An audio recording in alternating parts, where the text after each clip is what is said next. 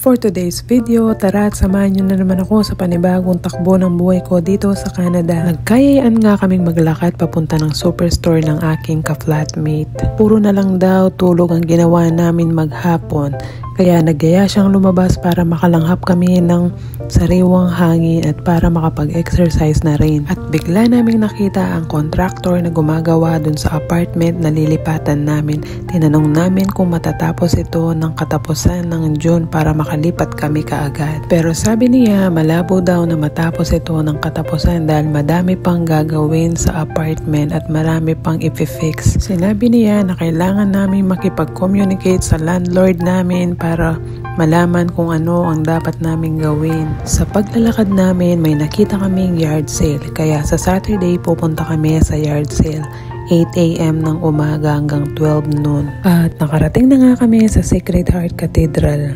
Sana one day makakanta ako dito. Hindi naman bawal ang mangarap, baka one day isa na ako sa mga choir na kumakanta sa church na yan. Habang naglalakad kami at nagkukwentuhan, hindi namin namalayan na nandito na pala kami sa may downtown. At dito mo rin makikita ang waterfront.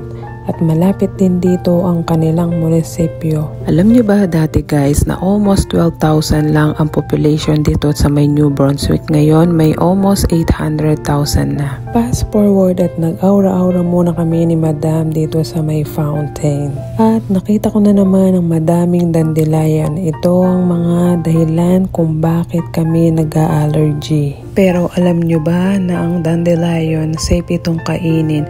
Pwede itong gawing salad, sandwiches, omelettes at madami pang iba. At maraming benefits ang makukuha dito. For example, antioxidant at nakakababa ng blood sugar.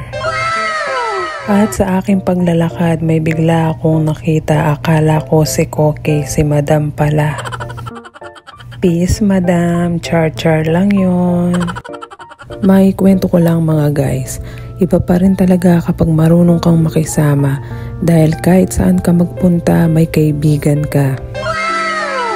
Pero minsan naiisip natin na para bang nababawasan tayo ng kaibigan. Pero ang totoo, di ka naman nababawasan ng kaibigan. Mas nakilala mo lang ngayon kung sino talaga ang tunay. Kaya ako, mas gusto ko yung prangka na kaibigan. At least alam ko kung ano ang nasa saloobin nila. Kaya keka ko Madam. Kaya basta Kapampangan, manyaman. At nakarating na nga kami dito sa may giant tiger. Sabi ni Madam, titingin daw siya ng pants para dun sa uniform niya. At nagtingin-tingin na nga kami pero yung mga mata namin nangangate.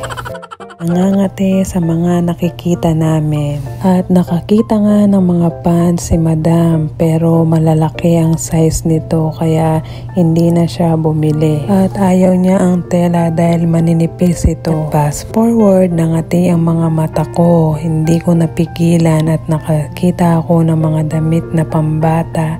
Siyempre, hindi ko makakalimutan ng mga anak ko.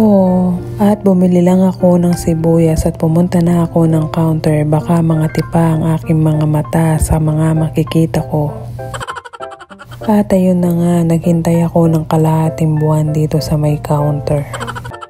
Dahil yung nauna sa akin, pinapunch niya isa-isa yung mga binili niya. Tinitignan niya yung mga presyo kung kakasya ba yung pera na dala niya. At lumipat na nga ako sa kabilang counter. Pero parang may kamukha yung cashier. Yung mga nagpapatawa sa Facebook, yung memes. Alam nyo ba siya?